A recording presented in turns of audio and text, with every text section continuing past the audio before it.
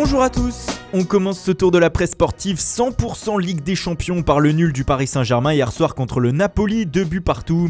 Les Parisiens ont décroché un point inespéré comme le titre l'équipe ce matin. En effet, ils ont été sauvés par Ángel Di María, auteur d'un but magnifique à la 93e minute. Pour le quotidien comme à Liverpool, le PSG s'est montré inquiétant, étant dominé dans bon nombre de secteurs clés du jeu. Le Parisien ne s'y trompe pas d'ailleurs et remercie l'Argentin qui a évité le pire. Mais la qualification est très loin d'être acquise et il faudra aller gagner en Italie pour l'espérer. Surtout que comme le signale le Corriere dello Sport, les Napolitains ont été grands et ont frôlé l'exploit hier au parc. Dans le même groupe, Liverpool a repris la première place en battant facilement l'Étoile Rouge de Belgrade 4-0. Le grand bonhomme de la soirée a été Mohamed Salah qui a inscrit un doublé portant son équipe vers un deuxième succès dans cette poule. Comme l'indique le Mirror, l'Égyptien continue d'affoler les compteurs. Hier soir, il a en effet inscrit ses 49e et 50e buts sous le maillot des Reds en seulement 65 matchs. La presse anglaise ne manque pas de le saluer d'ailleurs, comme ici le Daily Star qui titre « La chouette cinquantaine ». On reste en Angleterre avec l'autre club anglais qui jouait hier, Tottenham. Les Spurs ont été accrochés sur la pelouse du PSV Eindhoven, 2 buts partout. La faute notamment à une soirée cauchemar comme le titre le Daily Telegraph pour le champion du monde Hugo Lloris. Le Français s'est fait expulser à 10 minutes de la fin pour une sortie non maîtrisée, ce qui a permis aux Hollandais d'égaliser.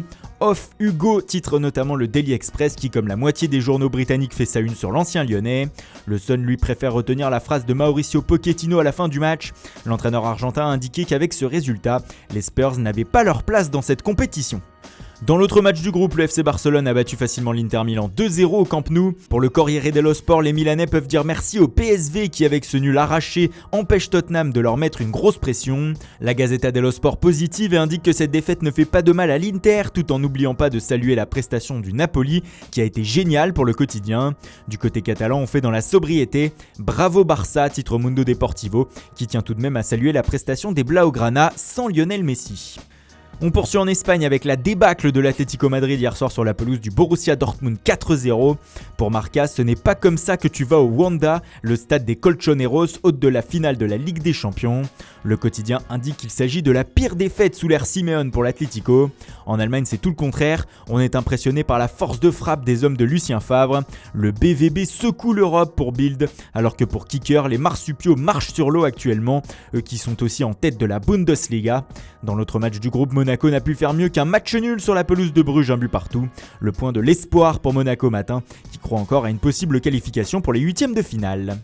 Et on termine par le groupe D qui voit le FC Porto se positionner en tête après sa victoire sur la pelouse du Lokomotiv Moscou 3-1. Abola se permet donc ce jeu de mots Lokomotiv bleu pour décrire ce succès. Avec 7 points, les Portugais ont 2 unités d'avance sur Schalke 04 qui est allé décrocher un nul 0-0 à Galatasaray. Pour la presse turque et fanatique, c'est un bon point pour le club d'Istanbul qui reste en course pour la qualification. Voilà, c'est tout pour aujourd'hui. Merci pour votre fidélité. Bonne journée à tous et rendez-vous dès demain matin pour une nouvelle revue de presse.